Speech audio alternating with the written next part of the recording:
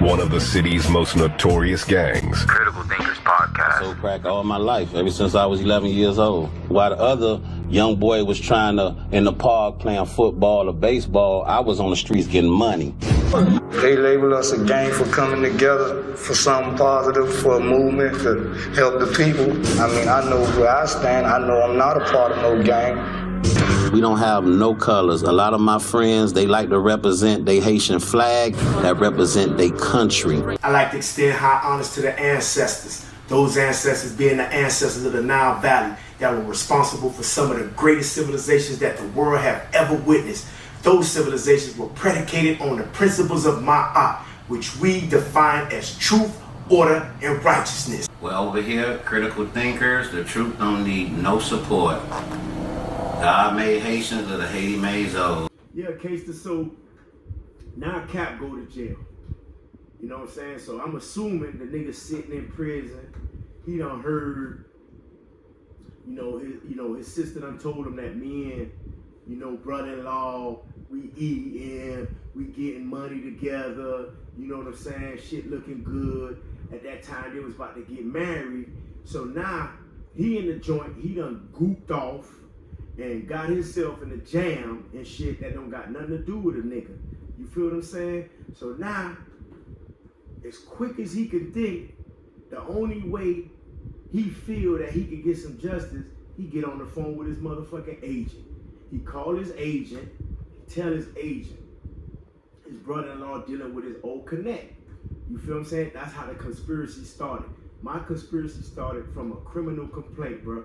So now, he put the agent on us. Now, we regulate him.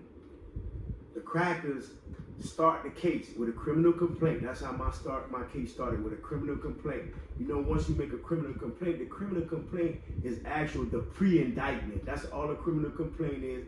It looks like the indictment. It is the indictment. Only difference is the criminal complaint is the portion of the indictment where they give them a little time to do their little investigation, gather enough information. Once they gather enough information, the feds take it to the grand jury, present the evidence they got, and if it's solid enough, them judges say, granted, put the indictment out. Now when you got the indictment, you know once you got an indictment on your head, they coming. That means they coming. You know what I'm saying? So that's what happened. The nigga get me on the motherfucking criminal complaint. They start following his brother-in-law. Now this how his brother-in-law get caught. His brother-in-law was kind of moving a little smooth, KK. Fat Rat. That's the nigga name. Fat Rat. I should have known something. A nigga named Fat Rat, it didn't dawn on me then, you know what I mean? But it should have.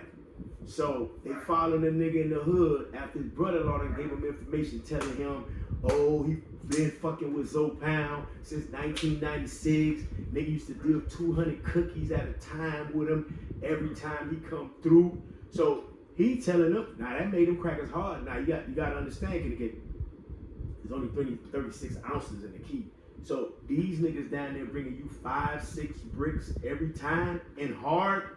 And the guidelines was already crazy because it was 100 to 1 then. Crack was 100 to 1. So imagine how much bricks that is. So anyway, that's how this shit started. Me and Buddy was kind of moving a little different. So I went in the hood like that. I wasn't in Mobile like that. We start meeting on the outskirts and shit in a more area where it's more traffic and it's more busy. And at that time, nigga just dumping it, picking up bread, dump it, and that's how we was doing. Long story short, case to his brother-in-law done put the indictment out on us. I mean the complaint out on us. The time frame running out, Kenny K, because when you read my case, you know what I'm saying, it breaks it down where it tells you that the criminal complaint was almost out of time. You know what I'm saying? Because they give them a certain amount of time to get their evidence together, and then if you don't come with that shit at the right time, they done with that. The judge of that indictment, that complaint ain't even good no more. So they was running out of time. So what they do, man, they just try their hand. They say, since we push for luck, we see the nigga moving and going to different spots and hollering at certain niggas in these drug-infested areas in Mobile, but they never seen him exchange nothing. So now they like, damn, we ain't really got enough evidence, but what Cap telling us, they could tell what the nigga told him from behind bars that we own to something. We just ain't catching the nigga. He kind of moving all right to where the feds can't just put their hands on him. So they just like, fuck it. Last resort, they got a couple of days left on that criminal complaint before they can get indictment. They just rush Buddy. You know what I'm saying? When they rush Buddy, they draw down on him, they scam him up, show him the criminal complaint that was really not the indictment, but they telling them, we got indictment for your arrest, this, that, and the other. We know you've been dealing with Jack, you know, from the Zoe Pound. They've been bringing multiple kilos of crack, destroying in our state, you know, and we know you dealing with them, et cetera, et cetera. So, you know, every nigga ain't built for this shit, Kenny K. So the nigga went on ahead and agreed to cooperate with the folks to wear wire on me. Because they already told him, we get Jack, your case gone. You won't even go to jail. Really, they was begging the nigga to please give us some help so we can at least get the indictment and you won't go to jail. We just need this Jack guy from this fucking Zoe Pound and bringing all this dope down here. Sure as shit stank, bruh, March 7 come around, the day I went to prison, because the day I got locked up, man, Buddy wore the wire. He calls me, you know, he had my money. He had like a 30 ball for me. You feel me? So he had finally called me from being, you know, late on, because he normally used to come 3-4 days at a time. It was like almost 2 weeks and I ain't heard from him. So I was kind of like happy that he finally called. He was alive. He done gave me the game. Like, oh, a nigga had got off him. Nigga had done took some word and ran off with it. And he was trying to get up with the nigga. But he was more so telling me, you know, your bread good. You know, I'll get my bread out of the tail end. You know, I'm going to find a nigga, whatever. Boom. I come through. We meet up at the spot we normally meet up at. When I give him the dope, Kenny K, Alphabet Boys, yellow letters, blue jackets, FBI, swarm down on me, junks go to jail. So now, Kenny K, you know the odds against me. Me, G, and the little homie, we all get smashed. You know what I'm saying? We all go to jail. The good thing about it, man, once we caught the case, they kept me and G Child together in the cell, you know what I'm saying? And Dredd, you know, they had put him in another cell, but we was all on the same wing, meaning we was all on the same side in the jail, but we wasn't in the same dorm. You know what I'm saying? So we still was able to go to yard together, shit like that. Me and G was in the same cell, so how me and G broke up, you know what I'm saying? It was one particular day they had called me out to medical or some shit. So I go to medical. You know, they had me down at medical for about 20 minutes. So when I come up from medical, you know what I mean, them crackers put me in my unit, they buzzed me in the unit and shit. I go in the unit, G-Child got his back on the wall, you feel what I'm saying? And I see his face kind of like red and shit, you know, and it looked like he was fighting. So I'm looking at G-Child, I'm like, damn, what's up, homie? You're like, nah, I just fought with this pussy ass nigga right here. The fuck nigga was in our paperwork junk. Fuck nigga trying to jump on our case and shit. I'm like, what? He's like, yeah, man, I caught that nigga going under nigga bed, looking in our legal shit, bro, trying to get information so he can jump on our case. You know what I'm saying? Yeah, but that fuck nigga don't want to do nothing. You see him up there breathing hard. He don't want none of this. So I'm like, for real? So now by that time, case, I'm like, shit, gee, let's finish this nigga off. You nigga done violated, you feel me? So now, as we finna walk up the stairs, we see his other homeboys, they strapping up and they kind of like moving with us like they finna clutch us out or something, like they finna jump us. So we backed up, you know, me and G post up, peep the scenery, so now you got niggas all over the cell just posted up, you know what I'm saying? So like if we, you know, attack that nigga, they just gonna try to, you know, jump on in it. So I'm like, damn, G, one of the niggas, one of his homeboys, he was standing in arm reach, Kitty K, he was like right there, you feel me? So I'm like, damn, I'm looking at this nigga out my peripheral, but I could tell he ain't really cut like that, but he a nigga that's gonna jump a nigga, one of them type of niggas. So I'm like, all right. So I tell G on the slide, I tell G, I got this nigga on the side of me, we just gonna set it off, fuck it, dog, yo. However it go from there, we gonna go from there. You know what I'm saying? We just gonna fucking blow this spot. So G was like, all right. So man, short shit stank Kenny K. I kind of watched the nigga through my peripheral. As soon as he kind of turned his head, I leaned in this shit. Bam! So when I leaned in this shit, Kenny K, the nigga fly like about 10 feet. He damn near under the table where we eat at in the main room on the floor. So now by that time, all his other homeboys, they like, oh, what's up? What's up? So me and G like, what's happening? So one of the niggas, you know what I'm saying, him and G start clacking. Me and the other niggas start clacking. Niggas trying to hit us from the blind. So you know, the motherfucking flow, it sound like the NBA game was going on. You know how that rubber hit that motherfucking cement. That squeaking noise. That squeaking noise. So, you know, the folks, they you know what I'm saying, they tune into that. You know, they trained to listen for that to know if there's something going on. So by the time they look, they see us in that bitch throwing down.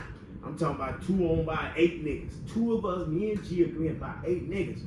So you know what I'm saying? By the time they rushed in, they opened the door and told everybody, lock it down, lock it down.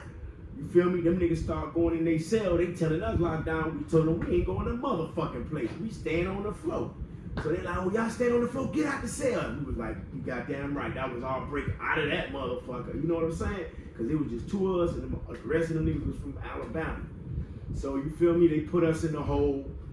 Now when we got out the hole, G-Child, they split us up. They put G-Child in one unit. They put me in another unit, Kenny K. So now this particular day, you know what I'm saying, I had been in the unit for a month or so. So now on this particular day, you know, it was a white boy came in the cell. So when a white boy come in the cell, Kester, you feel me? You know how it is in the jailhouse, it turned racist, period. A nigga is not finna sell up with no white boy like that. It got to be forced for a nigga to be in a cell with a white boy. White boys gonna sleep with white boys. Niggas gonna sleep with niggas. Chicos with Chico. It is segregated in the joint. So, you know, I'm from out of town. I'm on the case out of town, you feel me?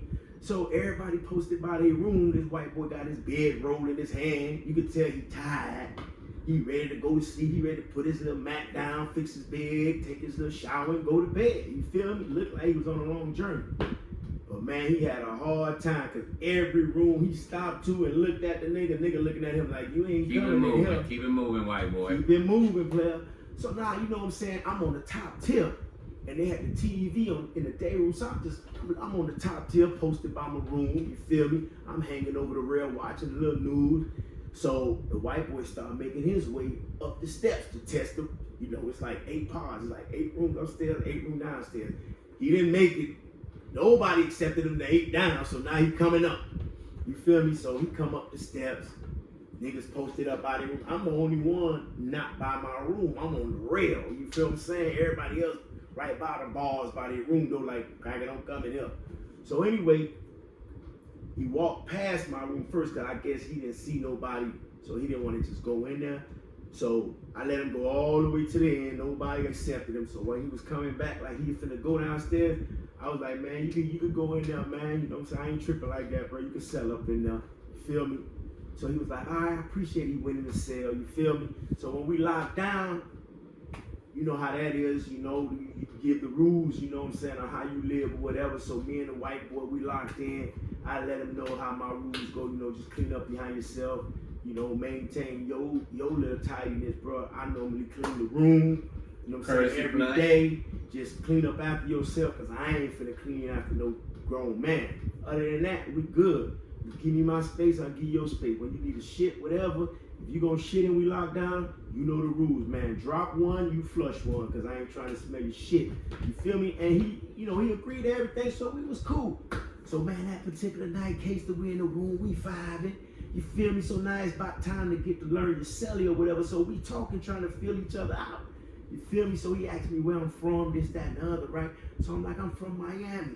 So the white boy like, oh my gosh, you're from Miami? I'm like, yeah, bro, I'm from Miami. Like, I'm from the Keys.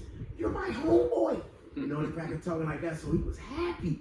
You know what I'm saying? That damn, not only I'm in here with a bunch of black dudes, this is my homeboy. You know what I'm saying? So I'm like, word. So he telling me where he at from in the Keys. I'm telling him where I'm from. And he's like, yeah, I'm familiar with Little Haiti. But I was like, man, I ain't familiar with the Keys like that. But, you know, I go down there for the beaches and shit like that. But you know, we jam. So we jamming that joint, we talking all night. You feel me? So all of a sudden, you know, this white boy start talking a little spiritual and shit, right, Kester? So, you know, we get into the little spiritual shit. We start talking about all kind of little, you know, different, you know what I'm saying, parts of life and, you know, political shit. But then when we start talking about cases, man, the white boy was like, man, I bet I already know what you over here for, man. I said, what you think I'm locked up for? He said, man, I bet you locked up for some drugs and one of these guys probably told on you. Hit it right on the head. We from MIA. So he already know. If you from MIA, you a black nigga, the only thing you could be doing in Alabama is selling drugs. And one of these niggas told on you because he knew how the shit went. He was from Florida, but he had a little broad up in Alabama that he used to come see. So he was back and forth from Alabama to Florida because he was on the little methamphetamine game at that time. At that time, that meth game was getting outrageous. This is like 2000 and I'm gonna say 3. Yeah, it was about 2003 into 2002 when I met the guy. So you know what I'm saying?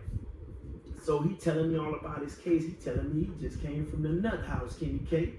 So when he get to tell his story, I'm tuned in. You know what I'm saying? Because I could tell how the cracker was talking, right? Cracker was kind of smart, but he looked kind of like he was off a little bit. But he was telling me, you know, I'm tired. You know what I'm saying? They gave me a case. They gave me manufacturing methamphetamine. And he said the reason why they sent me to the nut house is because when they try to give me that charge, I start telling them that, you know, I'm a sovereign and they're in violation of the UCC code. So I was like, what? So he kind of gave me a little spill on how the UCC codes work and shit. You know, it was kind of off to me, but he was telling me some shit. And in my mind, I'm like, yo, that's that fucking Masonic shit. You know what I'm saying? That these niggas be talking about, because I've done heard a lot of niggas talking about it. But when he tried to make me understand it a little bit and shit, but he was like, I told him that I was a sovereign and I was supposed to be in prison because my case is really a civil case. It's not supposed to be criminal. You know what I'm saying? And he started telling me how a lot of us locked up illegally because all our cases are really civil case, but they charge us criminally and all that. So he said he sent him to the nut house thinking he was crazy because he told him that he don't even supposed to be in jail or whatever. But anyway, they found out he was saying and they brought him back to court. So he was like, man, brother, you a good brother, man. I could tell from what you've been telling me, man, that, you know what I'm saying, you loved, you got family, and man, it's just something that I got in my spirit to tell you, man, and I think it's coming from God. So I'm gonna say that I'm your angel. He was doing all kind of little shit, so I'm thinking like, yeah, this cracker's weird, you know what I'm saying? So I'm looking at the cracker, but the cracker like, no, I'm not crazy, I'm serious, man. I'm gonna tell you, man, because I hear you say, you know, you're a solid guy, you stand-up guy.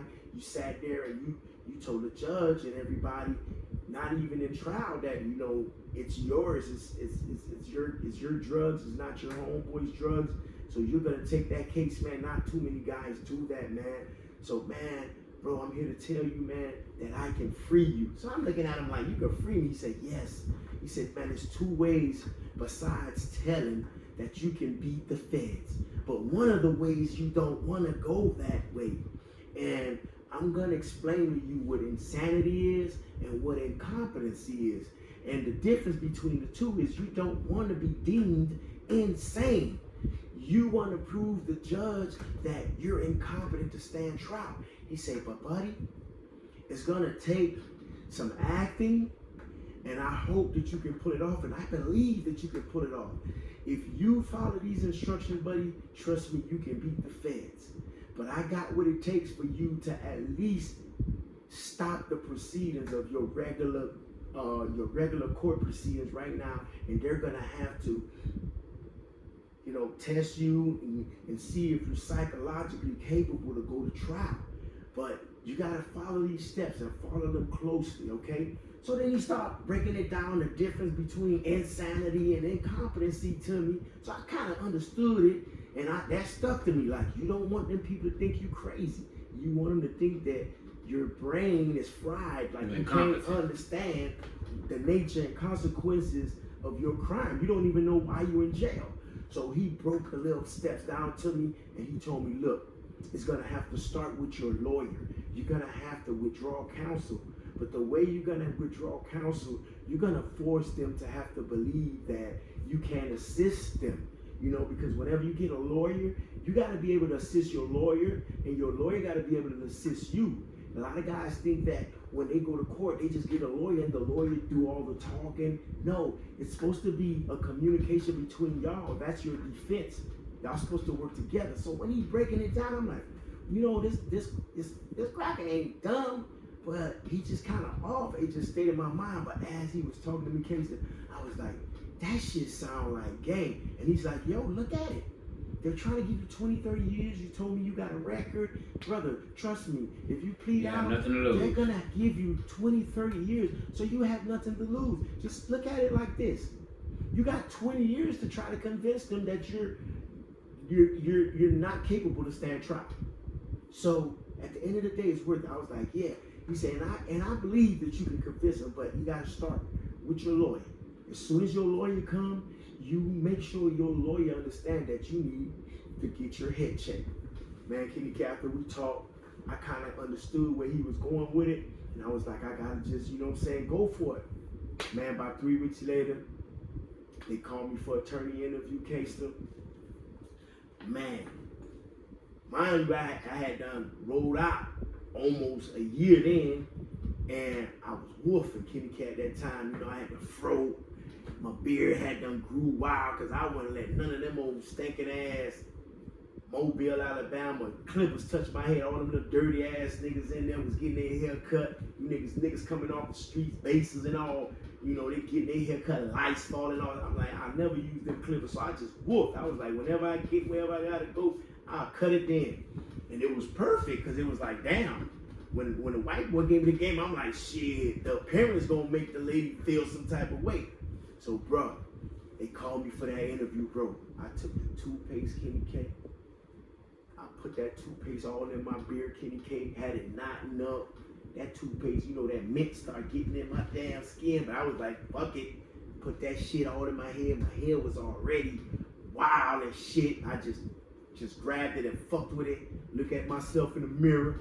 And I was like, yeah, you look like a beast for real. Bro, I go down there, they handcuff and shackle me, Kenny K. So when they take me to the little booth where you do the attorney conference at, I pull up in there, Kenny K. So I'm by myself. They put me in first and then they brought her to me. So I'm sitting in the chair, Kenny K. The lady come in there. She sat down in her chair. So she's like, hey Marvin, how you doing today? I gave it a couple of seconds, Kenny K. Then when I looked at that lady, I stared that lady in her face and she just seen all that shit in my face, Kenny K. I looked at that lady and I told that lady, every day they've been hitting me with the sticks. They've been putting the big red dogs on me. They've been holding me against my will for all this time. I haven't seen my family, and they say all kind of bad things to me. And then they put the big red dogs on me, and they try to make the big red dogs bite me. And I just want to go home to my family, and I want $1 million for every day that I've been in here. Kenny K, that lady looked at me. She said, what? I kept that stare on her, Kenny K. and I hit it with it again. I was like, they've been having me here all the time, and they hit me with the sticks, and they put the big red dogs on me, and they said all kind of bad things to me, and I don't want to go home to see my family, and they got to give me $1 million for every day that I've been in here. Kenny K. That lady backed her chair up. She turned to look at that door with that damn glass on it. She looked at me again to make sure I ain't going to attack her. I could see it in her eyes. She think that I was going to attack her. She knocked on that window, called for the guard. That guard came in there. She got up out of that chair quick as she can. And she said, okay, Marvin, I'll be seeing you